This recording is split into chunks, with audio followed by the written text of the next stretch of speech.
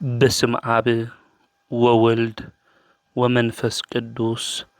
أحدو أملاك أمين. يتوارك زي آبهير أملاك أبوينا لزاب صهنا اسكزاتي ساعات قدمو خلو لعلو خلو نابزا ساعات زي آزب صحنا نايبوتاتنا ناي قدوسان أملاخ ناتناون أملاك قدوس زي آبهير سموز تخبرن زتمسجنن يخون أما أملاك ولاديت أملاك قدست قدوسان دنجل ماريام سلفصوم أدونتا سلفصوم خبرن مسجانان يبصحيا خمؤون قدوسان أبوتاتنا قدوسان أديتاتنا بستوهاوم خبر متأن خلو مسجانا يبصحيهم أو استفلالي عالم خوينكم እዚ መንፈሳዊ ሚድያ እዚ እትከታተሉ ስድራ እግዚአብሔር ኣብ መስቀል ተሰቂሉ ፍጹም ዝኾነ ሰላሙ ብዝሃበና ብኢየሱስ ክርስቶስ ፍጹም ሰላም ከመይ ትጸንሑ ከመይ ትኾኑ ሰላም እግዚአብሔር ምስ ኩላትኩም ይኹን። እንኳዕ ንጻዲቁ ኣቡነ ኣረጋዊ ወርሓዊ በዓልን ከምኡውን ብሎሙዓንቲ ለካቲት 14 ዓመታውን ወርሓውን ክብረ በዓሎም ዝኾነ ቅዱሳን ብሰላም ኣብጽሕኩም ኣብጽሕና። እግዚአብሔር ሰናይ ፍቃድ ንሎሙዓንትን ንምሃሮ ናይ ትምህርትና ርእሲ ዝኸውን ንሳቶም ብእምነት ንመንግስታት ሰዓሩ መልእኽቲ ጳውሎስ ናብ ሰብ ዕብራውያን ምዕራፍ 11 ቁጽሪ 33 ክናንብብ እንተለና ሐዋርያው ቅዱስ ጳውሎስ ብእምነቶም ንመንግስታት ዝሰዓሩ ብቕንዕና መንገዲ ተጓዒዞም ንብዙሓት ድማ ዝመርሑ እግዚአብሔር ድማ ዘተስፈዎም ዝረኸቡ ኣፍ ኣናብስ ዝዓጸዉ ሓይሊ ሓዊ ድማ ዘጥፍኡ ካብ ስሕለት ሰይፊ ዝደሓኑ ኣብ ድኻሞም ድማ ዝበርትዑ ኣብ ውግእ ድማ ዝሓየሉ ሰራዊት ጸላኢ ድማ ዝሰዓሩ ኣብ ምድረ በዳን ከምኡ ድማ ፍቆዶ ገዳምን ዝተንከራተቱ መከራ ድማ ዝተቐበሉ ኣብ በዓትን ኣብ ውሽጢ ጉድጓድን ምድርን ድማ ኾለል ዝበሉ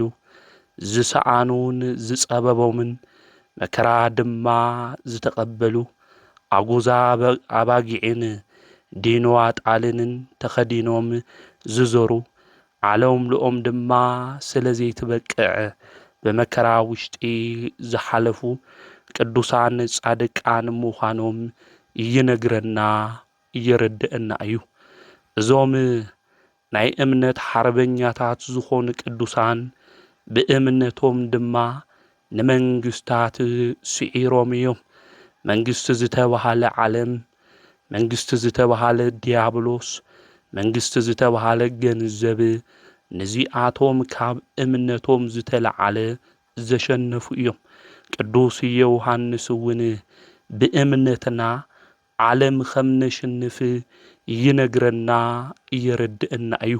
እዚኦም ድማ ብፍጹም ብኣምላኾም ብቅዱስ እግዚአብሔር ዝኣመኑ እዮም። ዝነበሮም ሃፍቲ፣ ዝነበሮም ዝና፣ ዝነበሮም ስልጣን ኩሉ ገዲፎም ስለ ክርስቶስ ኢሎም መከራ ዝተቐበሉ ቅዱሳን ጻድቃን እዮም። እዞም ቅዱሳን ጻድቃን እዚኦም ንሓቂ ኢሎም ኣምላኾም ቅዱስ እግዚአብሔር ዝተኸተሉ እዮም። ብእግዚአብሔር ድማ ተኣማሚኖም ኣምላኾም ቅዱስ እግዚአብሔር ድማ ብነብሶም ዘኽበሩ ቅዱሳን እዮም። እዞም ቅዱሳን ጻድቃን እዚኦም መድኃኒትና ኢየሱስ ክርስቶስ ብገዳመ ቆሮንጦስ 40 መዓልትን 40 ሌትን ጠጠው ኢሉ ከይተቐመጠ ጀሚሩ ድማ ከይቋረጸ ዘርጊሑ ድማ ከይዓጸፈ ዝፈጸሞ ብህትውና ስራሕ ኣብነት ገይሮም ኣብ ገዳም ዝተንከራተቱ ካብ ቦታ ናብ ቦታ ዝኸዱ ጠሊ ድማ ዝለሓሱ ኣእማን ድማ ዝተተርአሱ ጸብኣ ጋንንቲ ግርማ ሌሊት ድምፂ ኣራዊት ተዓጊሶም ብጾምን ብጸሎትን ተጸሚዶም ብንጽህና ብድንግልና ዝነበሩ ደናግል መነኮሳት ባህታውያን እዮም። እዞም ቅዱሳን እዚኦም ጻድቃን እውን ኢልና እንጽውዖም እዚኦም እዮም። ናይዚ ዓለም እዚ ጣዕሚ ንዒቆም ዘመኖም ኩሉ ብጾምን ብጸሎቱን ብትርምት ብኣርምሞ ብስግደት ዘሕለፉ እዮም። እዞም ቅዱሳን እዚኦም ናይዚ ዓለም እዚ ነገር ኩሉ ገዲፎም ንሕና ንክንበልዕ ንክንሰቲ ስጋና ድማ ንክምችዎ ዝተፈላለየ ምግብታት መስተታት ነዳልው ኢና። እዚ ስግኦም እዚ ብበረኻ ብምድብራይ ብተዓቅቦ ውሽጡ ኮይኖም መከራ ኩሉ ተዓጊሶም ስግኦም ብዝተፈላለየ ዓይነት መከራ ኣሕሊፎም ዝሃቡ ብተጋድሎ ድማ ዝሓለፉ ናይ ተጋድሎ ነገር ድማ ዝመጽእ መከራ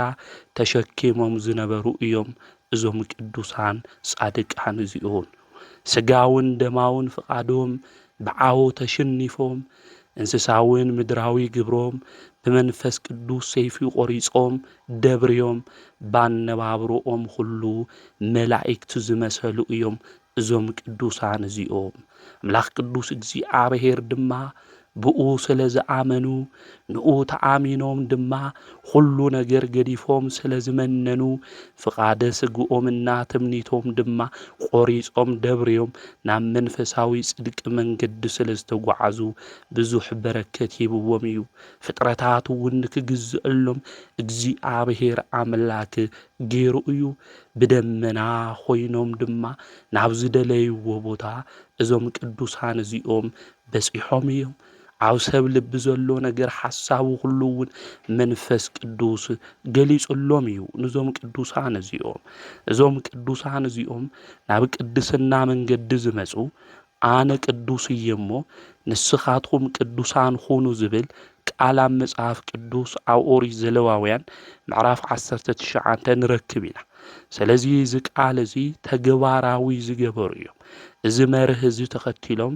ብቅድስና እግዚኣብሔር ዘኽበሩ እዮም እዞም ቅዱሳን ጻድቃን እዚኦም። ስለዚ እዞም ቅዱሳን ጻድቃን እዚኦም ኣምላኾም ቅዱስ እግዚኣብሔር ዝተኸተሉ ብጽድቂ መንገዲ ዝኸዱ ናይዚ ዓለም ዝነገር ኩሉ ድማ ገዲፎም ብናይ ጽድቅን ብናይ በረከትን ብናይ ንጽህናን መንገዲ ዝተጓዓዙ እዮም። ነዚኦም እዩ ቅዱስ ጳውሎስ እውን ንሳቶም ብእምነት ንመንግስታት እንታይ ገበሩ ሰዓሩ ኢሉ ዝተናገር። ካብ እምነቶም ዝተለዓለ መንግስታት ዝሰዓሩ ናይዚ ዓለም እዚ ጣዕሚ ናይዚ ዓለም እዚ ነገር ኩሉ ገዲፎም ብዓለም ልቦም ተሳሒቡ ዘይተንበርክኸ ብክርስቶስ ፍቕሪ ድማ ልቦም ተማሪኹ ብናይ ጽድቂ መንገዲ ዝተጓዓዙ ናይ ዓለም ድሌታን ሓሳቦም ኩሉ ድማ ዘሸነፉ ዝሰዓሩ እዞም ቅዱሳን ጻድቃን እዚኦም እዮም። ካብዞም ቅዱሳን ጻድቃን እዚኦም ዕለት 14 ክኾን እንተሎ በዓሉ እናኽብረሉ ጥቅምቲ 14 ድማ ዝተሰወረ ናብ ብሔረ ሕያዋን ድማ ዝኸደ ጻዲቁ ኣቡነ ኣረጋዊ እዩ። እዚ ጻዲቅ እዚ ኣቦና ኣቡነ ኣረጋዊ ካብቶም 9 ቅዱሳን ኢልና እንጽውዖም ኣብ ሮም ዓዲ ድማ ዝተወለዱ ካብ ነገስታት ወገን ዝኾኑ ቅዱስ ኣቦ እዩ ጻዲቁ ኣቡነ ኣረጋዊ። እዚ ቅዱስ እዚ ብፍጹም ቅድስና መንገዲ ተጓዒዙ ናይ ምንኩስና ህይወቱ እውን ንብዙሓት ዘምህረ መንፈሳዊ ፍረ ዘፍረየ ቅዱስ ኣቦና እዩ። እዚ ጻዲቅ እዚ ኣቦኡ ንጉስ ይስሐቅ እዩ ዝበሃል። ኣዲኡ ድማ ንግስቲ ዕድና ትበሃል። ፈሪሃ እግዚኣብሔር ዝነበሮም ቅዱሳን እዮም ወለዱ። በንግስና ዓለም እኳ እንተኾኑ ኣብ ንግስና ወንበር እኳ እንተተቐመጡ ናይ ንግስና ናይ ዓለም ስልጣን ሁሉ ዘየሸንፎም አምላኾም ቅዱስ እግዚአብሔር ዘመስግኑ ብታ ናይ መጀመርያ ጥበብ እግዚአብሔር ምፍራሕ መንገዲ ድማ ዝተጓዓዙ እዮም ናይ ጻዲቁ አቡነ አረጋዊ ወለዶም። ከዚ ኣብ ንግስና ቦታ ዘለኹም ህዝቢ ከተመሓዳድሩ እግዚአብሔር ድማ ቦትኡ ዝሃበኩም መራሕቲ ንህዝብኹም ብኣግባብን ብሓቀኛ ርቱዕ ብዝኾነ ቅንዕናን ምርሕዎ። ነቲ ህዝቢ ብሰላማዊ መንገዲ ንክኸድ ናብ ዘይድሊ መንገዲ ንከይጓዓዝ ብሰላም ብፍቕሪ ኣብ መንደሩ ኣብ ዓዱ ድማ ንክነብር ብቕንዕና እግዚአብሔር ብምፍራሕ ንክተግልግልዎ ይላወኩም። ስለዚ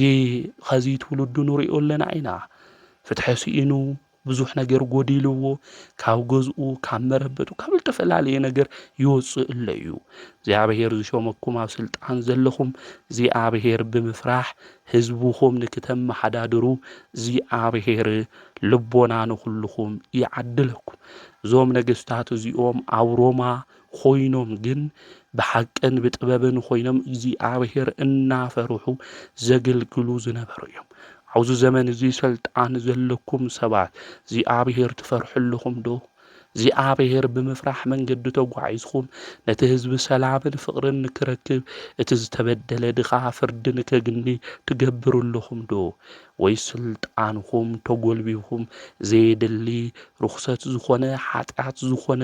በደልን ስራሕን ኢና ንሰርሕ ዘለና። ኩልና ንሞት ኢና ወገናተይ። ኣብ ቅድሚ እግዚአብሔር እውን ጠጠው ክንብል ኢና።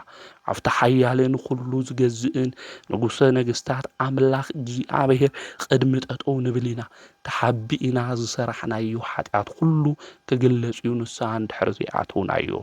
ስለዚ ኣብ ምድሪ እናሃለና ናይ ጽድቂ ፍረ እናፍሪ ብስልጣንና ሰብ ንብድል ከይንኾን ምስትውዓልን ልቢ ምባልን ድማ የድሊ እዩ። ናይ ጻዲቁ አቡነ አረጋዊ ወለዱ ግን ብጽድቅን እግዚአብሔር ብምፍራሕን ዝጓዓዙ እዮም ነይሮም። ንወዶም እውን ብጥበብን ፈሪሃ እግዚአብሔር ዘለዎን ክኾን በትምህርቱ ቅዱሳት መጻሕፍቲ ስነ ምግባር ድማ ሃይማኖት ዝተምሃረ ኮይኑ ንክዓቢ ድማ ገበርዎ። እዚ ህፃን እዚ ናይ መጀመርያ ሽሙ እውን ዘሚካኤል ኢሎም ዘውፅኡሉ ሹም እዩ። ከምኡ እውን እዚ ዘሚካኤል መጻሕፍቲ ገና ብህፃንነቱ ክመሃር እንተሎ ኣብዚ ኣብ ማቴዎስ ወንጌል ምዕራፍ 10 ክናንብብ እንተለና ንሰብ ኩሉ ዓለም ረቢሑ ነፍሱ እንታጥፊኡ እንታይ ይጠቕሞ ዝብል ኣምላካዊ ቃል የንብብ። እዚ መሰረት ብምግባር ድማ ምድራዊ ንጉስነት ገዲፉ ሰማያዊ መንግስቲ ይመረጽ። ወለዱ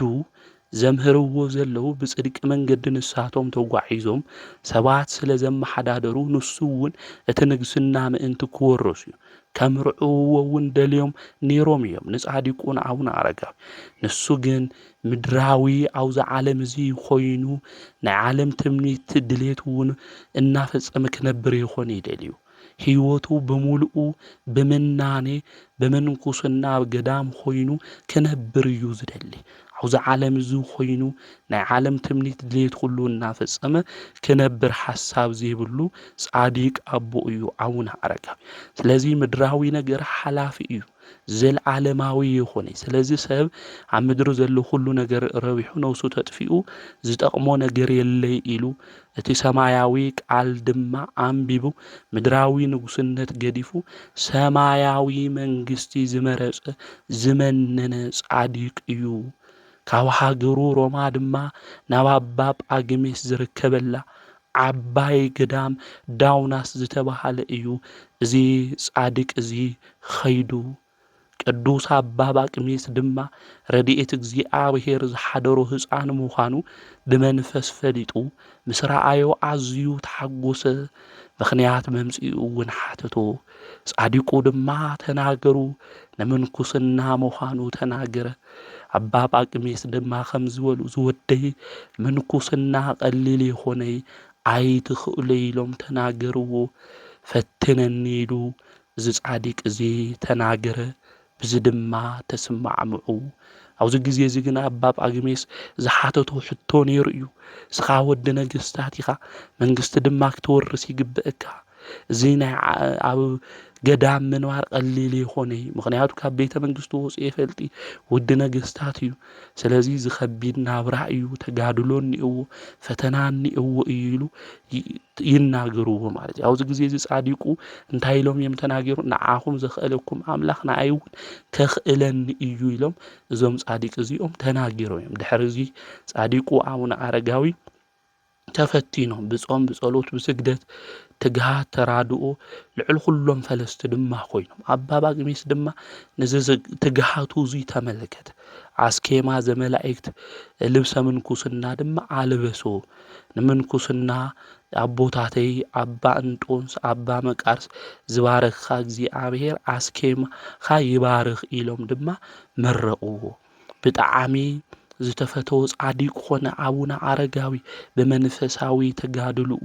ብጾሙ ብጸሎቱ ተጊሁ ድማ ዘገልግል ስለ ዝኾነ ካብ ኩሎም መነኮሳት ድማ በሊጹ ተረኣየ። ብዕድመ ንእሽተ እዩ፣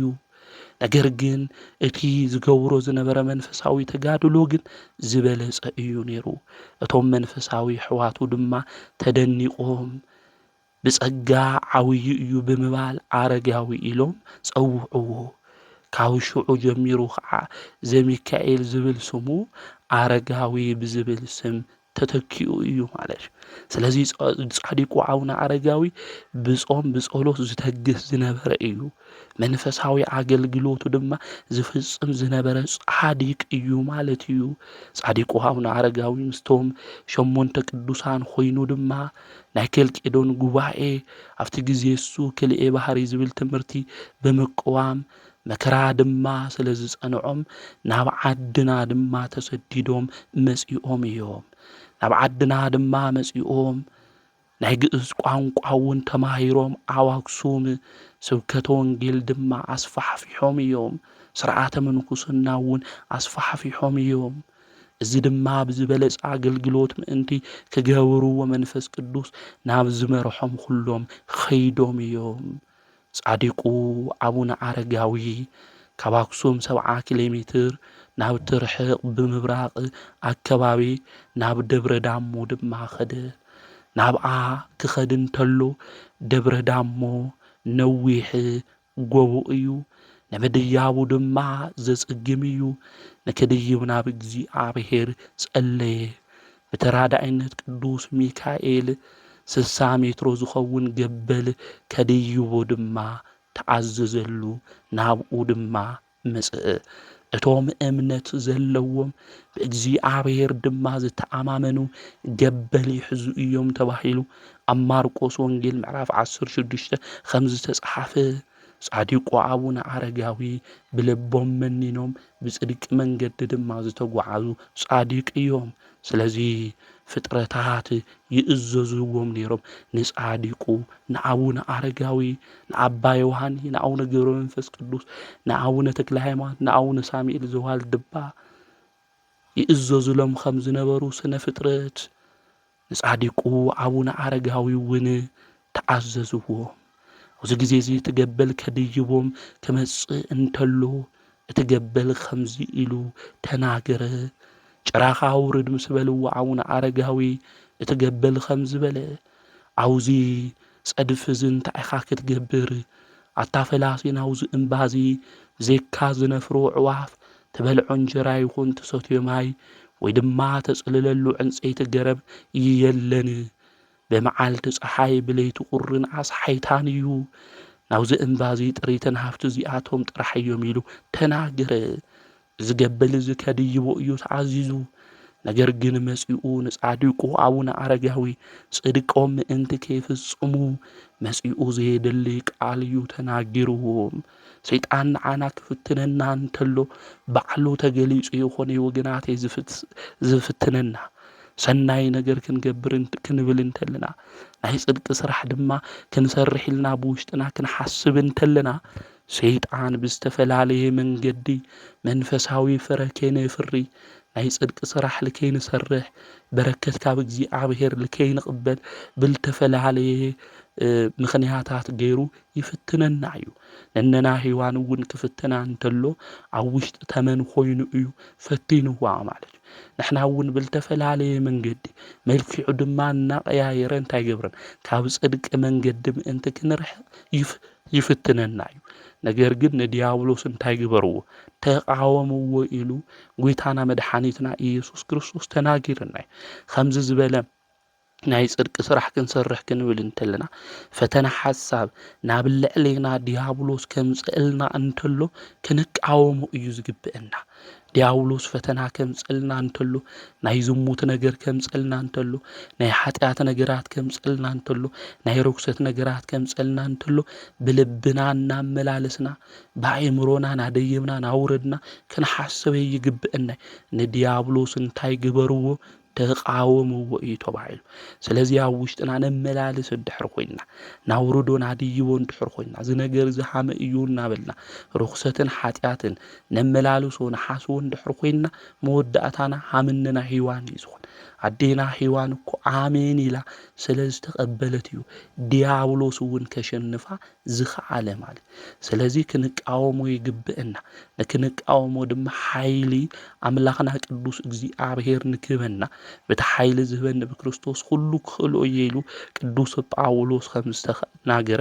ሓይሊ ዝህበና ብርትዕ ዝህበና ኣምላኽና ቅዱስ እግዚኣብሔር። ስለዚ ኣማዕቲምና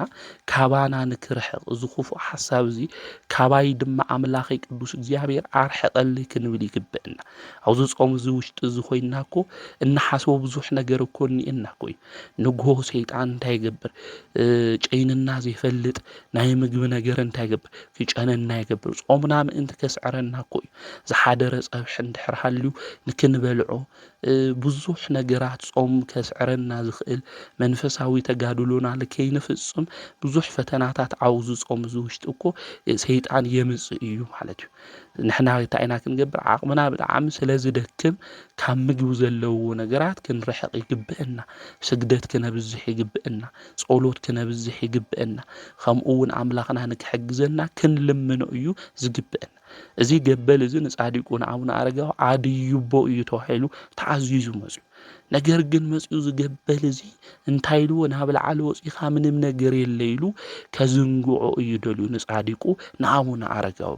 ንሕና እውን ብሂወት ዘመንና ሁሉ ሰይጣን የዝንግዐና እዩ። ቅዱስ ጳውሎስ እውን ከም ዝበሉ ናባኻትኩም ክመጽእ ኢለ ነይረ፣ ነገር ግን ሰይጣን ኣዝንጊዕኒ መርከበይ ሰይርለይ 3,000 መርከቡ ሰይጣን ሰይሩሉ እዩ ዲያብሎስ ካብ ኣገልግሎቱ ቅዱስ ጳውሎስ ምእንቲ ክቐሪ።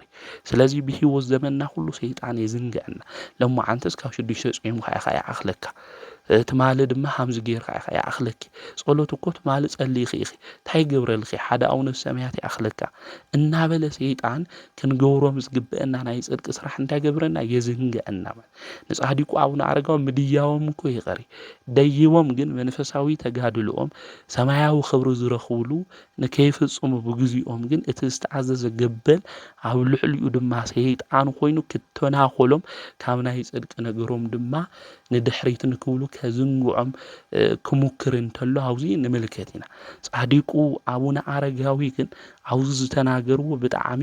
ዝገርም ቃል እዮም እዞም ኣቦና እዚኦም ተናጊሮም ማለት ዝተኣዘዝካዮ ጥራሕ ፈጽም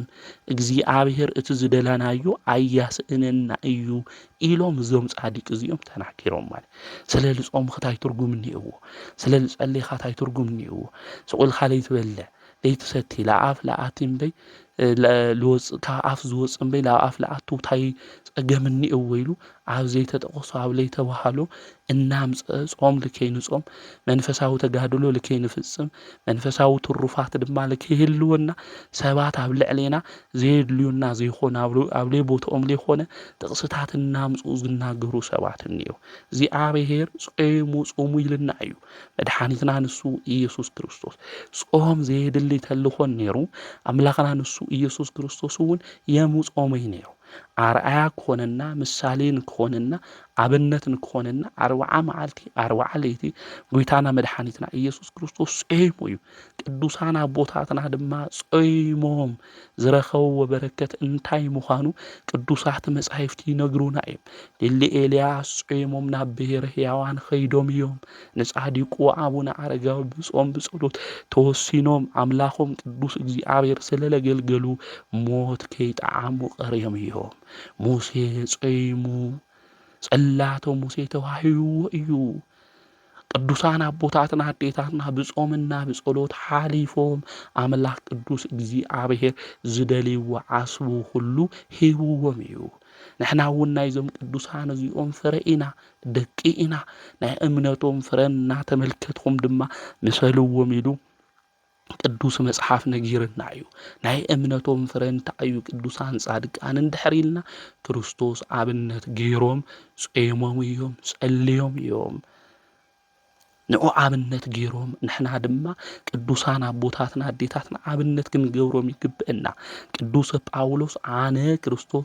ታም ለመሰልኹ ንስኻትኩም መን ምሰሉ ንዓይ ምሰሉ ኢልና ስለዚ ዞም ቅዱሳን ጻድቃን እዚኦም ህይወቶም ክንሪኦ እንተለና ናብሮኦም አብዚ ዓለም እዚ ክንምልከቶ እንተለና ስግኦም ሁሉ አበረኻ ደብርዮም ዝመጾም መከራ ሁሉ ኣብ ልዕሊ ስግኦም ድማ ተዓጊሶም ሰውነቶም ሁሉ ድማ ነተጋድሎን መከራ ሁሉ እሕሊፎም ዝሃቡ እዮም እዞም ቅዱሳን እዚኦም እንስሳውን ምድራዊ ግብሮም ድማ በመንፈስ ቅዱስ ሄፊ ቆሪጾም ዝደብረዩ ባነባብሮኦም መላእክቱ ዝመሰሉ እዮም በንጹህነኦም በቅዱስነኦም ስለዚ እዞም ቅዱሳን እዚኦም ክንምልከት ይግብአና ብዘይካ ጾም ዝጸደቀ ቅዱስ የብልናይ ብዘይካ ጸሎት አብርቲዖም ዝጽልዩ እዮም አብርቲዖም ናብ አምላኾም ናብ እግዚአብሔር ዝለምኑ እዮም መንገዶም እውን እግዚአብሔር ይፈልጡ እዩ ናይ ጽድቅ መንገዲ ስለዝኾነ ናይዞም ቅዱሳን እዚኦም ናይ ጻድቃን መንገዲ እግዚአብሔር ይፈልጡ እዩ ዝብል ልበ አምላክ ዳዊት ኣብ መዝሙር ምዕራፍ 1 ቁጽሪ 6 ክንምልከት እንተለና ማለት እዩ ስለዚ ዞም ቅዱሳን እዚኦም ህይወቶም ክንምልከትን ብጾም ብጸሎት በመንፈሳዊ ተጋድሎ ዝሓለፉ እዮም ብዝልከይና ሓልፍ ግን ሸይጣን ብዙሕ ነገራት ፈተናታት ናብ ህይወትና ውሽጥ እንታይ ይገብር እዩ የምጽ እዩ ክንዝንግዕ በመንፈሳዊ ህይወትና እውን ይገብር እዩ ማለት እዩ ና አቦና ጻድቁ አቡነ አረጋዊ ዝተኣዘዝካዮ ጥራሕ ፈጽም እግዚአብሔር ዝደለናዮ አያስእነና ኢሉ ስለዚ ክንጾም እንተለና አምላኽና ቅዱስ እግዚአብሔር ዝህበና ዋጋ እንዮ ዝህበና በረከት እንዮ በፍጹም ንስሓ አትዩና ላው ልብና ተመሊስና ንአምላኽና እግዚአብሔር ንለምን እግዚአብሔር ዋጋ ንዓስብና ክበና እዩ ጾምኩም ታይ ዋጋ እንይውን ዝብሉ ከም ቅዱሳን አቦታትና በረከት ንረክብ ኢና መንፈስና ይረጋጋዕ እዩ አይ ወፂ ዝበለና አመልና ሁሉ ይወጽልና እዩ አጋንንቱን ካባና ይሩሑ እዮም ጎይታ መድኃኒት ኢየሱስ ክርስቶስ ዘምሐረና እዚ ሰይጣን እዚ ዲያብሎስ ዝወጽ ብጾምና ብጸሎት ምዃኑ ኮነ ግርና ኮዩ ኣብ ማቴዎስ ወንጌል ምዕራፍ 17 መውጻእ እምቢ ክብሎም ተሎቶም ደቀ መዛሙርቱ ለአናስ እምቢ ኢልና ክብልዎ እንተሉ ጎይታ መድኃኒት ኢየሱስ ክርስቶስ ታይሉ ከምዚ ዝበለ ሰይጣን ዲያብሎስ ወይ ከዓ ዘመድ ክወጽ ዝኽእል ብጾምና ብዘይካ ጾምና ጸሎት ክወጽ ከምዚ ይኽእል ነጊርና እዩ ስለዚ ኣብ ልዕሊና ዘሎ መናፍስቱ ሁሉ ለከይነበርትዕን ጸሎት ከምኡውን ነገርና ለከይባረኽ ሰሪሕና ሓመድ ሓፈስቲ ዝኾንና በረከት ንክህልወና ስራሕና ህይወትና ሁሉ ዝተቃንዐ ናብ ንስሓ መንገዲ ልክንመጽእ ሓይሊ ዘለዎ እዩ ጾም በረከት ዘለዎ እዩ ጾም ፍቅርን ሰላምን ልህብ ድማ ጾም እዩ ማለት እዩ እታ ኣብ ልዕሊና ወረውግእ ንሰምዖ ለለና እታ ኣብ ልዕሊና ንሰምዖም ለለና ብዙሓት ነገራት ሁሉ ክርሕቁ ዝኽእሉ ብምንታይ እዩ ንኣምላኽና ናብ እግዚአብሔር ክንጾም እንተለና ክንጸልይ እንተለና ምዃኑ ምፍላጥ ምርዳእ የድሊ እዩ ስለዚ ጻድቁ ኣነ ናብኡ ብምድያበይ መከራ ብምቕባሌ እግዚአብሔር ዘስእነኒ ነገር የለይ ሁሉ ዘዳሉ ሁሉ ዝገብር ንሱ እዩ ስኻ ግን ዝተኣዘዝካዮ ተግባር ጥራሕ ፈጽም ኢሎም እዞም ጻድቅ እዚኦም ተናገሩ አውዚ ጊዜ እዚ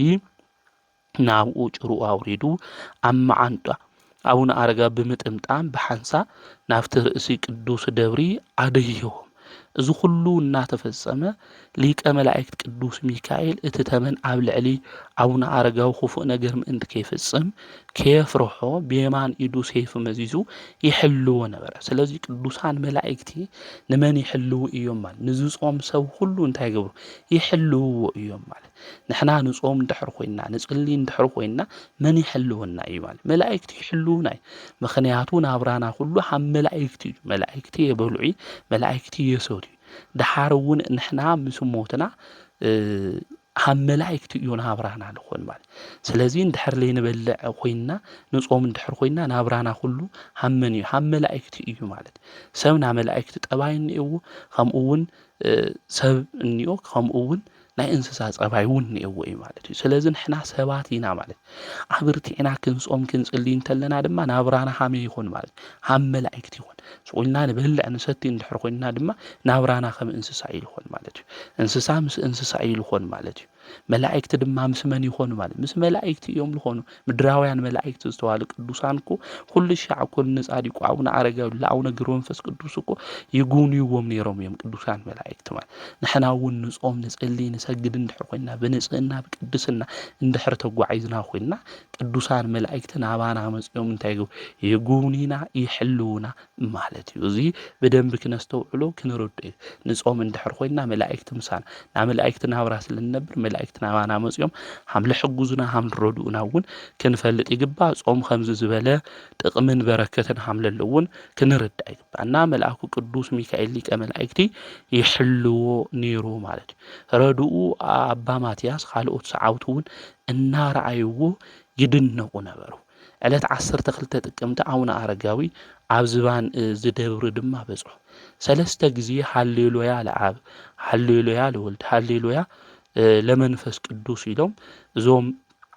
ቅዱስ እዚኦም ኣመስጊኖም እዮም እዚ ሁሉ ንዝገበረሎም ንኣምላኾም ንቅዱስ እግዚአብሔር ኣመስግኑ ድሕር እዚ ደብሪ እውን ደብረ ሃሌሉያ ተባሂሉ ተጸዊዑ እዩ እስካብ ሕዚ ደብረ ዳሞ ኢልና ኢና እንጽውዖ ዝተጸውዐሉ ምኽንያት ድማ ሃፄ ገብረ መስቀል ቤተ ክርስቲያን ክሰርሑ እንተለዉ መደያይቦ ሰሪሖም ነይሮም መዳያይዎ ሰሪሖም ነይሮም ኣብዚ ግዜ እዚ ኣብቲ ዝባን ደብሪ ቤተ ክርስቲያን ምስ ሰርሑ ንኣቡነ አረጋዊ እዚ መዳያይቦ ከፍርሶ ዶ ዋላስ ከም ዘለዎ ይኹን ኢሎም ንጻዲቁ ይናገሩ ኣቡነ አረጋዊ ግና መዳያይቦ ክገብረሉ ፍቃደኛ ስለዘይነበረ እዚ ጌርካዮ ዘለኻ መዳያይቦ ዳህምሞ ኣፍርሶ ኢሎም ተናጊሮም በዚ ድማ ደብረ ዳህምሞ ወይ ከዓ ደብረ ዳሞ ተባሂሉ ተጸውዒ እዩ ናይ መጀመርያ ሽሙ ግን ደብረ ሃሌሉያ ተባሂሉ እዩ ዝጽዋዕ ነይሩ ኣቡነ አረጋዊ ማሕበር ሓድነት መስሪቶም ብዙሓት ደቀ መዛሙርቱ እውን ኣፍርዮም እዮም ማለት እዩ ኣብ ዘመኖም እስካብ 650 ልዕሊኡ ዝበጽሑ መናንያን ኣርዑት ምንኩስና ድማ ዝተሸከሙ ነይሮም እዮም መጽሓፈ ገድሎም እውን ናይ ኣቡነ አረጋዊ ይነግረና እዩ ድሕር ብዙሕ ጸሎቱን ተጋድሎን ጎይታናን ኣምላኽናን መድኃኒትና ኢየሱስ ክርስቶስ ኣብ ፍርቂ ለይቲ ተራእዮም ከምዚ ድማ በሎም ጸሎትካ ሰሚዐዮ ኣለኹ ካብዚ ከፍልሰካ እየ ካብ ድኻም ናብ ዕረፍቲ ካብ ሓዘን ናብ ሓጎስ ካብ ሓሳር ናብ ክብሪ ክእትወካ እየ ነዛ ሓላፊ ዓለም መኒንካ ኢኻ እሞ ዘይሓልፍ መንግስቲ ከውርሰካ እየ ዓይኒ ዘይረኣየቶ እዝኒ ዘይሰምዐቶ ከምኡ እውን ኣብ ክንዲ ሃገርካ ዝመነንካ ኢየሩሳሌም ሰማያዊት ከውርሰካ እዞም ጻዲቅ እዚኦም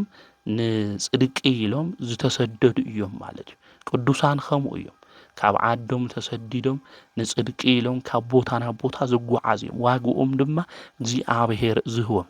ቤትካ ስለ ዝመነንካ ዘይሓልፍ ርስቲ ከውርሰካ እየ ቅዱስ ጳውሎስ ዝተዛረቦ ተስፋ ኣቦና ገና ብህይወት እናሃለው ተነጊርዎም እዩ ማለት ኣምላክ ነቶም ዝኣምንዎ ዓይኒ ዘይረኣየቶ እዝኒ እውን ዘይሰምዐቶ ልቢ ዘይሓሰበቶ ኣዳልዩሎም ኣሎ ኢሉ ቅዱስ ጳውሎስ ተናጊሩ ንሕና እውን ብጽድቂ መንገዲ ክንጓዓዝ እንተለና ንስሓ አትዩና ስጋው ወደም በሊዕና ሰቲና በቅድስና ክንነብር እንተለና እዛ መንግስት እዚ አምላኽና ቅዱስ እግዚአብሔር ይውርሰና እዩ ማለት ዝኽርኻ ዝዘከረ ከምኡውን ብጸሎትካ ዝተማሕፀነ መጽሓፍ ገድልኻ ብእምነት ዘጽሐፈ ዝተርጎመ ኣናው ህይወት መጽሓፍ ሽሙ ክጽሕፎ እየ ብስምኻ ጥሙይ ዘጽግበ ንጽሙቕ ዘስተየ ቤተ ክርስቲያን ዝሃነጸ ከጽግቦ እየ ኣብያተ ብርሃን ከውርሶ እየ ዝብል ቃል ኪዳን ሂብዎም ሕሩያን ኪዳን ኣተውኹ ኢሉ እግዚኣብሔር ከም ዝተናገረ ምስቶም ዝመረጾም ምስቶም ዝሓርዮም እግዚኣብሔር ቃል ኪዳን ኣተው ተባሂሉ ኣብ መዝሙረ ዳዊት 89 ቁጥሪ 4 ከም ዝተጻሕፈ ማለት እዩ። ስለዚ ንጻድቁ ንኣቡነ ኣረጋዊ ቃል ኪዳን ኣትይውሎም እዩ። ስለዚ ብጻድቁ ብኣቡነ ኣረጋዊ ቃል ኪዳን ንኹልና ኣምላኽና ቅዱስ እግዚኣብሔር ንክባርከልና ነገራትና ሁሉ ከስተኻኸለልና ቅዱስ ፍቃዱ ይኹነልና ኣምላከ ጻድቁ ኣቡነ ኣረጋዊ ሎሚ ሓዚንና ኢና ሎሚ ተስፋ ቆሪጽና ኢና ሎሚ ካፍታ ዝነበርናላ ዓዳ ተስፋ ሲኢና ናብ ብዙሕ ቦታ እግርና ዛብ ዘምርሕና ናብ ዝበለና ቦታ ሁሉ ንኸድለና ኢና ዓድና ሰላም ይግበረልና ዓድና ፍቅሪ ይግበረልና ዝተሰደድና ሁሉና እውን ናብ ዓድና ኸይድና ምስ ቤተሰብና ምስ ስድራና ሁሉ እንራኸበሉ ናይ ሰላም ናይ ራህዋ ፍቅሪ ንክገብረልና ኣምላከ ጻድቁ ኣቡነ ኣረጋዊ ንኣምላኽና ናይ እግዚኣብሔር ቅዱስ ፍቃድ ይኹነልና ብዚ ጻድቅ እዚ ኣቦና ጸሎት በረከት ድማ ምስ ኩላትና ንክኾን ንኣምላኽና ናይ እግዚኣብሔር ቅዱስ ምክንያቱ ናይ ጻድቃን ጸሎት ኣምላኽና እግዚኣብሔር ይሰምዕ እዩ ናይ እግዚኣብሔር ዓይኑ እውን ናብ ጻድቃን እዩ ጻድቃን ክእውዩ እንተለዉ ክልምኑ እንተለዉ ኣምላኽ ቅዱስ እግዚኣብሔር ይሰምዖም እዩ ልበ ኣምላክ ዳዊት ኣብ መዝሙር 34 ቁጥሪ 15 ክናነብብ እንተለና እግዚኣብሔር ኣዕንቱ ናብ ጻድቃን ምዃኑ ክእውዩ እንተለዉ እግዚኣብሔር ከም ዝሰምዖም ካብ መከራ ሁሉ ከም ዘድሕኖም እውን ይነግረና ኩሉ ሻዕ እውን ንኣምላኾም ንእግዚኣብሔር ዘመስግኑ እዮም ጻድቃን ማለት ድሌቶም ሁሉ እውን እግዚኣብሔር ኣምላክ ንቅዱሳን ጻድቃን ድማ ይህቦም እዩ ንቅዱሳን ጻድቃን ኢሉ እግዚኣብሔር ኣምላክ ድማ ከተማ ሁሉ ከም ዝምሕር ክንፈልጥ ክንርዳእ ይግበአና ብጻድቁን ኣቡነ ኣረጋዊ ኣማላድነቱ ቃል ኪዳኑ ኣሚንና ኣምላከ ጻድቁ ኣቡነ ኣረጋዊ መሓረና ክንብል እንተለና ካብ መከራ ካብ ፈተና ሁሉ እግዚኣብሔር ዝምሕር ዝተኣመነ ኣምላክ እዩ ኣብዛው ኦሪት ዘፍጥረት ምዕራፍ 18 ቁጥሪ 20 ክናነብብ እንተለና ኣቦና አብርሃም ብፍላይ እግዚኣብሔር ናብ ሶዶምና ጎሞራ ኃጢአቶም በዚሑ ስለ ዝነበረ ከጥፍኦም ክኸድ እንተሎ አብርሃም ጸልዩ 50 ጻድቃን እንድሕረኺ ካይቶም ሕሮም ኢሉ ክምሕር ኢሉ 50 ጻድቃን ሲኑ afta ከተማ አብርሃም 45 ኢሉ 45 እውን የተረኸው 40 ጻድቃን ኢሉ የተረኸው 30 ከም ኢሉ እስከ 10 ኸይዱ ስለዚ እግዚአብሔር አምላክ ቅዱሳን ጻድቃን ስለናቶም ኢሉ ከተማ ሁሉ ከም ዘድሕን ካብ መዓት ካብ ቁጥዕ ካብ መቅዘፍታ ምለድሕን ክንፈልጥ ክንርዳእ ይግበአና ማለት ስለዚ ስለ ጻድቁ አቡነ አረጋዊ ኢሉ ናብ ገዛና በረከት ናብ ጎረቤትና ናብ ዓድና ሁሉ ሰላም ፍቅሪ እግዚአብሔር አምላክ ይዓድልና ምክንያቱ ከዘን ደልዩ እሱ እዩ ሁሉና ተጨኒቅና ኢና ነብስና እውን እተውጽኡ ኮይኑ እዩ ብዙሕ ሰው እውን ክስደድ እንተሎ ቤተሰቡ አዲኡ ክሕግዞሉ ኣብ ልግባእ ግዜ ክስደድ እንተሎ ናብ ዘይኾነ ቦታ ክኸድ እንተሎ ንምልከተለና ተስፋታትና ሕልምታትና ሁሉ ክጽልምት እንተሎ ንምልከተለና ንወዲ ሰው ሁሉ ሰላም ዝህብ ሰላም ዝዕድል ንሱ አምላክ ቅዱስ እግዚአብሔር ይሙ ናይዞም ጻድቃን እዚኦም ጸሎቶም ሁሉ ነገሮም ዝሰምዕ እዝኑውን ናብኦም ስለዝኾነ ጸሎት ጻድቃን ሰሚዑ ቅዱስ አምላክ ምሕረቱ ይዓድልና አውዛ መጽሐፈ ምሳሌ ምዕራፍ 15 ቁጥሪ 29 ንጸሎት ጻድቅ ይሰምዕ ይዝብል ስለዚህ ናይ ጻድቃን ጸሎት ዝሰምዕ ንሱ አምላክ ቅዱስ እግዚአብሔር ይሙ ናይ ጻድቁ አቡነ አረጋዊ ዘምሃሩላ ዝጸልዩላ ዓድያ ዓድና ማለት እዩ ስለዚህ ነዛ ዓድ እዚኣ ሰላም ፍቅሩ ሁሉ አምላክ ቅዱስ እግዚአብሔር ይዓድልና ገዛ ጻድቃን እውን ይባረኽ ይዝብል ዝተባረኸ እዩ ጻድቃን ሽሞም ክንጽውዖም እንተለና ናብ ገዛና ድማ ክባርኹልና እንተሎ ዞም ቅዱሳን እዚኦም ዝተባረኸ እዩ ዝኾንሞ አምላኽና ቅዱስ እግዚአብሔር ገዛና ዓድና ሁሉ ንክባርከልና ናቱ ቅዱስ ፍቃድ ይሁነልና ስለዚህ ዞም ቅዱሳን እዚኦም ጸሎቶም እግዚአብሔር ይሰምዕ መንገዶም እውን ይፈልጥ እዩ ከምኡውን ድሌት ልቦም እውን ይዕድሎም ይማስ ንሕና ከዚ ድሌት ልቦና ናታ እዩ ሰላም ፍቅሪ ንኮነልና ኢና እንደሊ ስለዚህ ብጽድቅ መንገድ ንኽድ ንስሓ ንእተው ናብኡ ንመለስ መዓዛም ንሞት የንፈልጥ ወገናቴ ሞት ኣብ ሕቅና ዝርና ያይና ንኽድ ማለት ለሙዓንት ኮን ይኽእል ኣነ ዛ ትምህርት እዚኣ ተናጊረ ድሕሪ ተወሰነ ደቂቃ ለከይሉ ይኽእል ናግዚኣብሔር ፍቃድ እዩ ናግዚኣብሔር ሓሳብ እዩ ማለት ነገር ግን ተዳልዩኹም ጽንሑ ሃም ልበለ ኩሉ ብናይ ጽድቂ መንገዲ ኩሉ ተዳልዩና ክንጸንሕ እዩ ዝግብአና እንድሕር ዘይተዳለውና ኮይና ናይ ጽድቂ ፍረ እንድሕር ዘይፍረና ኮይና ክንቁረጽ ሃምልኾና ናብ ሓውውን ክንድብረ ሃምልኾና ክንፈልጥ ክንርዳእ ይግብአና እዚ ኣብ ማቴዎስ ወንጌል ምዕራፍ 13 ጎይታና መድኃኒትና ኢየሱስ ክርስቶስ ስለ መንግስተ ሰማያት ብዘርኢ ገይሩ ከምህር እንተሎ ብፍላይ ብምሳሌ ገይሩ እዩ ኣብ ዘመኑን ዝነበሩ ሰባት ሁሉ መድኃኒትን ጎይታናን ኢየሱስ ክርስቶስ ዘምህርና ዝነግር ነይሩ ምሳሌ እንክርዳድና ስርናይ እውን ተናጊርዎም እዩ አውዚ ኣብ ወንጌል ማቴዎስ ምዕራፍ 13 ቁጥሪ 24 ኩልና ነንብቦ ካሊእ ምሳሌ ድማ ከምዚሉ ነገሮም መንግስተ ሰማያት ኣብ ግራቱ ጽቡቕ ዘርኢ ዝዘርእ ሰብያ ተመስል እቶም ቤተሰቡ ደቂሶም እንተለው ጸላኢኡ መጽኡ ኣብተ ማእኸል ስርናይ ክርዳድ ዘሪኡ ኸደ እቲ በቂሉ ዓብዩ ምስ ፈረየ ሽዑ እቲ ክርዳድ ተራእየ ኣገልገልቲ እቲ በዓል ግራት መጽዮም ጎይታይ ኣብ ግራትካ ጾሪ ዘርእዶ ዘሪእኻ ይነበርኻን እዚ ክርዳድ ደኣ ካበይ መጽአ በልዎ ነዚ ጸላኢዩ ዝገበሮ በሎም እቶም ኣገልገልቲ ግና እምበኣር ኸይድና ክንጽህዮ ትደሊ ዲኻ በልዎ ንሱ ድማ እቲ እንክርዳድ ክትጽህዩ እንተለኹም ምስኡ ስርናይ ከይትብቅሱ ሳብ ቆውዒ ብሓደ ይዕወዩ ደግዎም ብኡ እዋን ቀውዕነቶም ዓጻዶ ቅድሚ ነቲ እንክርዳድ በቂሶም ክነድድ ድማ ከም ዝገብርዎ ጎይታ መድኃኒት ኢየሱስ ክርስቶስ ተናጊሩ ነቲ ስርናይ ድማ ኣብ ቆፈይ እትውዎ ኩሎም ኢሉ ተናጊሩ ናይዚ ምሳሌ ዝትርጉም እንታይ እዩ ኢሎም ደቀ መዛሙርቱ ሓቲቶሞ እዮም ኣብ ቁጥሪ 36 ድማ ከምዚ ኢልዎም እዩ ናይቲ እንክርዳድና ስርናይ ተርጉሙሎም እዩ እቲ ጾሪ ዘርኢ ወዲ ሰብ እዩ እቲ ግራት ዓለም እዩ ኢሉ ጾሪ ዘርኢ ድማ ደቂ መንግስት እዮም እቲ እንክርዳድ ግን ደቂ እቲ እኩ እዩ እቲ ዝተዘረአ ድማ ጸላኢ መጽኡ እንታይ ገይርዎ እዩ ማለት እዩ እንክርዳድ ገይሩሉ እቲ ጸላኢ ዝተባሃለ ዲያብሎስ እዩ ቀውዕ ድማ መወዳእታ ዓለም እዩ ኢሉ እቶም ዝዓጽ ድማ መላእክት እዮም እምበኣር ነቲ እንክርዳድ ኣኪቦም ብሓዊ ከም ዘቃጽልዎ ኣብ መወዳእታ ዓለም ከምኡ ክኸውን እዩ ወዲ ሰብ ንመላእክቱ ክልእኾም እዩ ንሳቶም ከዓ ንኹሉ ነቶም ምኽንያት ሓጢኣት ዝኾኑን ገበርቲ ክፉኡን ካብ መንግስቲ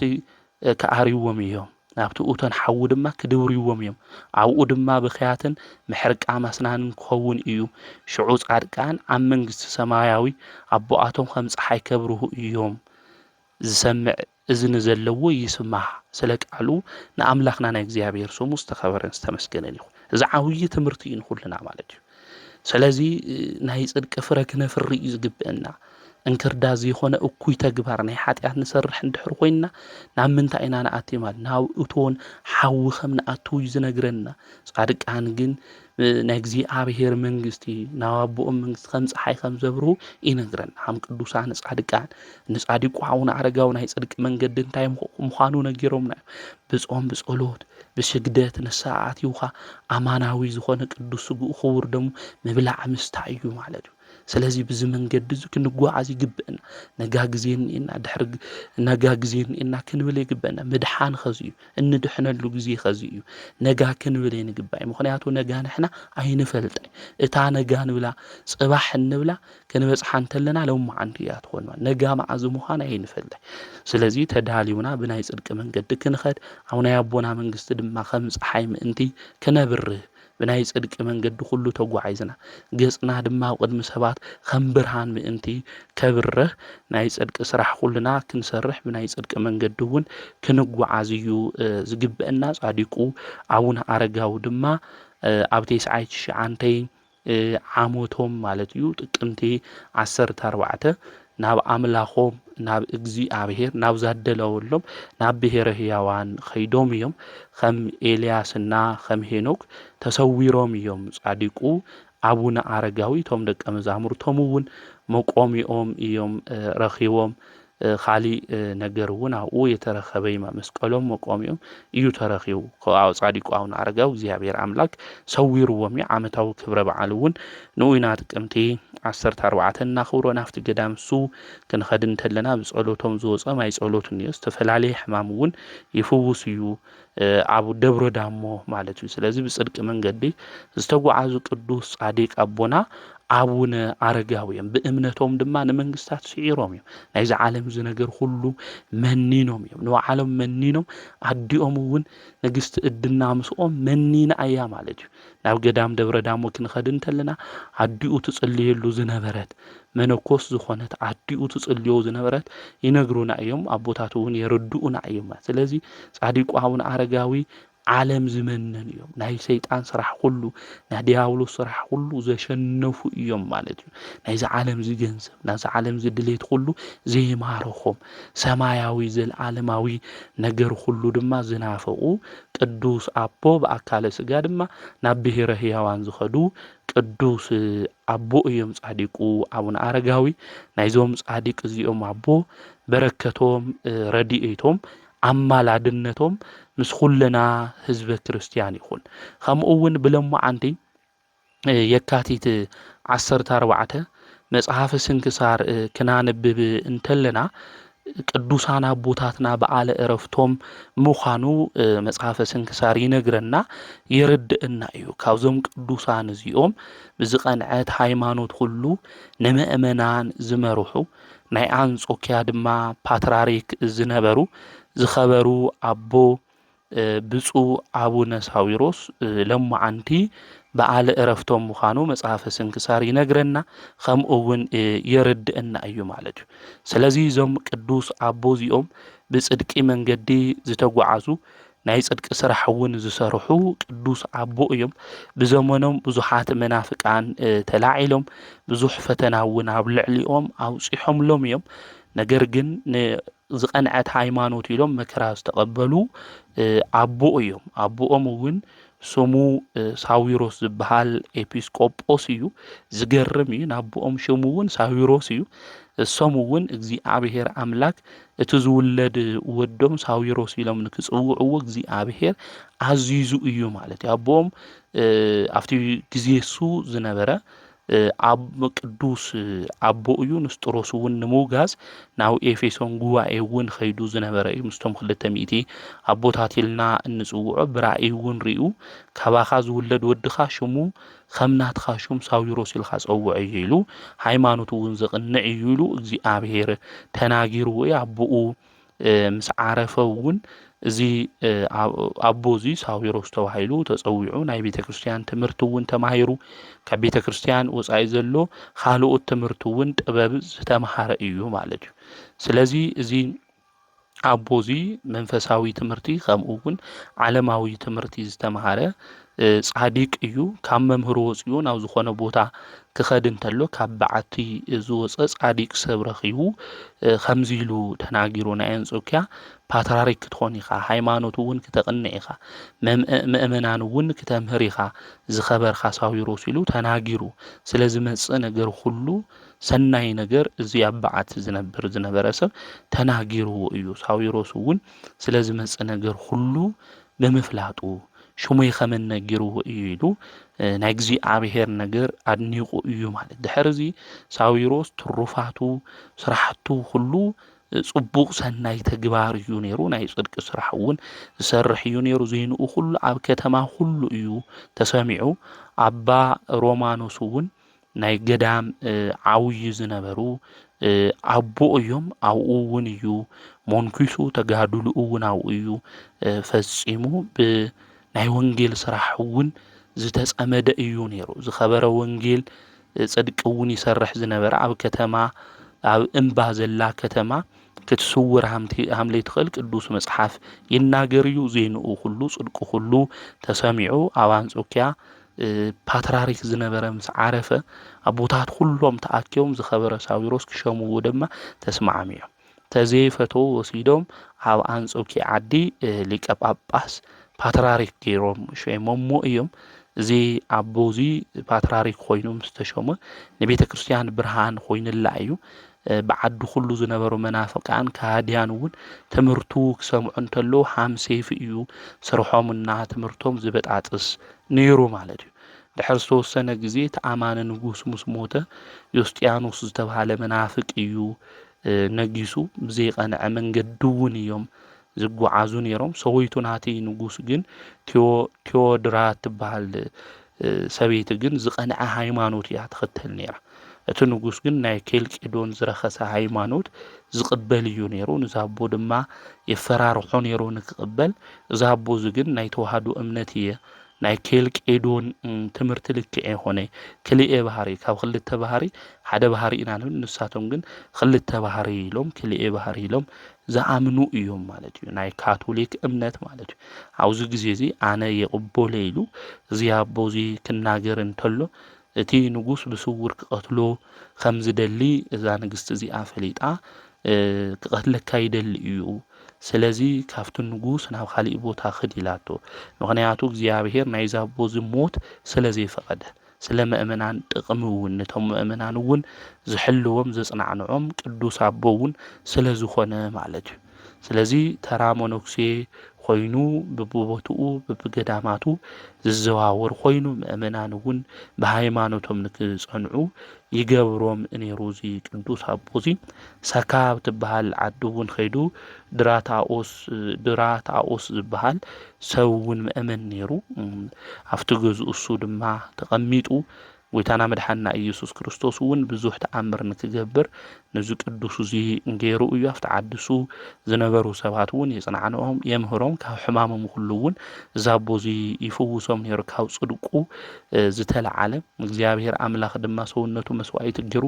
ዝቀንዐት ሃይማኖቱ ውን ኣነ የክሕዲሉ ካብ ፕትርክንኡ ወሪዱ ተራ ሞኖክሴ ኮይኑ በቦቱኡ ዝዘዋወር እዩ ነይሩ ማለት እዩ ኽብረይ ሁሉ ንክርስቶስ እዚ ሰብ እዚ ኬልቄዶን እምነት ናይ ካቶሊክ ተቀቢሉ ምንባር ይኽእል እዩ ነይሩ ነገር ግን በሐሶት እምነት መንገድ ይጓዓዚ ተዋህዶ እምነት ይልጓዓዚ ኢሉ መከራ ዝተቀበለ ብዝቀንዐ ሃይማኖት ውን ዝጸንዐ እዩ ንብዙሓት ውን ዘምሃረ እዩ ዝቅዱስ አቦዚ ብለማዓንቲ ለካቲት 14 ድማ በዓለ ዕረፍቱ ምዃኑ መጽሐፈ ስንክሳር ይነግረና ይርድአና እዩ ንእግዚአብሔር ምስጋና ይኹን በዚ ቅዱስ ዝጸሎት ድማ አምላኽና ቅዱስ እግዚአብሔር ንኩልና ንክምሕረና ንአምላኽና ንእግዚአብሔር ቅዱስ ፍቃድ ይኹነልና ከምኡውን ፓትርያርክ ቅዱስ ቄሪሎስ ዘእስክንድርያ ውን ብለማዓንቲ በዓለ ዕረፍቱ እዩ መበል 75 ፓትርያርክ ኣብ እስክንድርያ ዝነበረ አቦ እዩ እዚ አቦዚ ብቅድስና መንገዲ ዝጓዓዝ ነበረ ኣብ ቅዱስ ፊቅጦር ገዳም ውን ዝነበረ እዩ ብዙሕ ተጋድሎ ውን ዝፈጸመ ናይ ፍልጠቱ ናይ ቅዱስንኡ ዜና ተሰሚዑ ውን ኣብ እስክንድርያ ፓትርያርክ ዝተሾመ ብሰናይ ኣተሓላልዋ ውን ዝነበሩ ምእመናን ዝሓለወ ሰባት ውን ናይ ቅዱስ ቁርባኑ ንክመጹ ብኣሚነ እግዚአብሔር ንክጓዓዙ ዝገበረ ቅዱስ አቦ እዩ ብለማዓንቲ ውን እዚ አቦዚ በዓለ ዕረፍቱ ምዃኑ መጽሐፈ ስንክሳር ይነግረና እዩ ንእግዚአብሔር ምስጋና ይኹን በዚ ቅዱስ አቦዚ ጸሎቱ ውን አምላኽና ቅዱስ እግዚአብሔር ንኹልና ንክምሕረና ንአምላኽና ናይ እግዚአብሔር ቅዱስ ፍቃድ ይኹንልና ከምኡ ውን ብለማዓንቲ ናይ እስክንድርያ ሊቀ ጳጳስ ዝነበረ አባ ያዕቆብ በዓለ ዕረፍቱ እዩ እዚ ቅዱስ እዚ ብቅድስና መንገዲ ተጓዓይዙ ሓሚሙ ንዝነበረ ሞይቱ ኣብ መወዳእታ ንዝነበረ ህፃን ውን ብተኣምር ካብ ሞት ንክትንስእ ዝገበረ ቅዱስ አቦ እዩ አባ ያዕቆብ ካብ ጽድቁ ዝተለዓለ ዝሓመሙ ከምኡውን ሞይቱ ንዝነበረ ሰብ ናብ እግዚአብሔር ጸልዩ ዝፍውስን ዘድሕንን ዝነበረ ቅዱስ አቦ እዩ ማለት እዩ ናይ አንጾኪያ ሊቀ ጳጳሳት ውን ዶናሲዮስ ናብኡ መጽዩ ምስ ቅዱስ ያዕቆብ ውን ተራኺቡ ነይሩ ዝተወሰነ መዓልቲ ውን ብሓደ ተቐሚጦም ነይሮም እዮም ዛቦዚ 10 ዓመትን 8 ወርሕን ምስ ተቐመጠ ብለማዓንቲ ለካቲት 14 በዓለ ዕረፍቱ እዩ ናይዚ ቅዱስ እዚ አቦ ከምኡውን ቅዱስ ዳርዮስን ከምኡውን ቅዱስ ጳውሎስ ካልኦት ቅዱሳን እውን ብሎም ማዓንቲ ዝኽሮም ምዃኑ መጽሓፈ ስንክሳር ይነግረና። ናይዞም ቅዱሳን እዚኦም በረከቶም ጸሎቶም ረድኤቶም ምክንያቱ ካብ እምነቶም ዝተለዓለ ንመንግስታት ዝሰዓሩ ዓለም እውን ነይቆም ዲያብሎስ እውን ተቃዊሞም ናይዚ ዓለም እዚ ትምኒትና ገንዘብ ገዲፎም እቲ ዝበልጽ ገንዘብ ሃፍቱ ዝኾነ ክርስቶስ ዝሓሱ ዓስብዮም ድማ ካብ እግዚኣብሔር ዝተቀበሉ እዮም ማለት እዩ። እዞም ቅዱሳን እዚኦም ክንጽውዖም እንተለና እዞም ቅዱሳን እዚኦም በዓሎም ክነኽብር እንተለና ብጻዲቅ ሽም እንገብሮ ነገር ሁሉ ዓስቢ ጻዲቅ እውን ከም ንረክብ ቅዱስ መጽሓፍ ይነግረና የርድእና እዩ። ኣብዚ ኣብ ማቴዎስ ወንጌል ምዕራፍ 10 ክናነብብ እንተለና ንኣኻትኩም ዝቕበል ንዓይ ይቕበል፣ ንጻዲቁ ንኣቡነ ኣረጋዊ ክንቕበል እንተለና ንገብረ ክርስቶስ ጻዲቁ ክንቕበል እንተለና ለሊቀ ጳጳሳት አባ ሳዊሮስ ዘአንጾኪያ ክንቕበል እንተለና ለአባ ያዕቆብ ዘእስክንድርያ ብሎም ማዓንቲ ዓመታዊ ወርሓዊ በዓሎም ዝኾነ ቅዱሳን ክንቕበል እንተለና ለመን ኢና ንቕበል ኣለና ማለት ንእግዚአብሔር ኢና ንቕበል። ንዓኣቶም እንድሕር ዘይንቕበል ኮይና ድማ ንኣምላኽና ንእግዚአብሔር ይንቕበሉ ማለት እዩ። ነቲ ዝለኣኸኒ እውን ይቕበል። ንነቢይ ብስም ነቢይ ዝቕበል ዓስቢ ነቢይ ይረክብ። ንጻዲቅ ብሰም ጻዲቅ ዝቐብል እውን ዓስቢ ጻዲቅ ይረክብ። ጻዲቁ አቡነ አረጋዊ አምላክ ጻዲቁ አቡነ አረጋዊ መሐረና አምላክ ቅዱስ ሳዊሮስ ዘአንጾኪያ መሐረና ክንብል እንተለና ሽሞም ናይዞም ቅዱሳን እዚኦም ናይ ገብረ ክርስቶስ አምላክ ክንብል እንተለና ገብረ ክርስቶስ ማለት ናይ መርዓ ነገሩ ሁሉ ገዲፉ ዝመነነ አምላኹ ቅዱስ እግዚአብሔር ዘኽበረ ቅዱስ ጻዲቅ ዕለት 14 እውን ወርሓዊም በዓሉን ንገብረሉ ቅዱስ አቦ እዩ ማለት እዩ። ስለዚ እዞም ጻድቃን እዚኦም ሽሞም ክንጽውዕ እንተለና ናይ ጻድቃን ዓስቢ ከም ንረክብ ቅዱስ መጽሓፍ ይነግረና የርደና። ዓስብና እውን ከቶ ከም ዘይጠፍእ ዙሑል ማይ እውን እንድሕረስቲና ኮይንና እኳ አምላኽና ቅዱስ እግዚአብሔር መዘከርታ ጻዲቅ ዝገብር ንበረከት ስለ ዝኾነ ንበረከት ንህይወታም ዝገብረልና ፈሊጥና ተረዲእና ብዞም ቅዱሳን እዚኦም ጸሎት ሁሉ አምላኽና ቅዱስ እግዚአብሔር ዓድና ሁሉ ምሕረትን ሰላምን ልክገብረና ናቱ ቅዱስ ፍቃድ ይሆነልና። ቅዱሳን ብእምነቶም ንመንግስታት ከም ዝሰዓሩ ሁሉ ንሕና እውን ዝዓለም እዚ ዘሽንፍ እምነትና ከም ዝኾነ ቅዱስ ዮሐንስ እውን ነጊርና እዩ እሞ እምነትና ተዋህዶና አጥቢቅና ሒዝና እምነትና ድማ ዝእዝዘና ምግባረ ጽድቂ እናፈጸምና ናይ ዝዓለም እዚ ትምኒ ተሸኒፍና ና ዲያብሎስ ስራሕቲ ሁሉ አውዲቅና ሲዒርና ሓሊፍና ብጽድቂ መንገዲ ሁሉ ዓስቢ ቅዱሳን ረኽበሉ መንገዲ ልክንሕዝ ንኣምላኽና ናይ እግዚአብሔር ቅዱስ ፍቃድ ይሆነልና ዘምሃረና ዝገሰጸና ናይ አቦታትና አምላክ ቅዱስ እግዚአብሔር ስሙ ዝተኸበረን ዝተመስገነን ይኹን። ወስብሐት ለእግዚአብሔር ወወላዲቱ ድንግል ወለመስቀሉ ክቡር።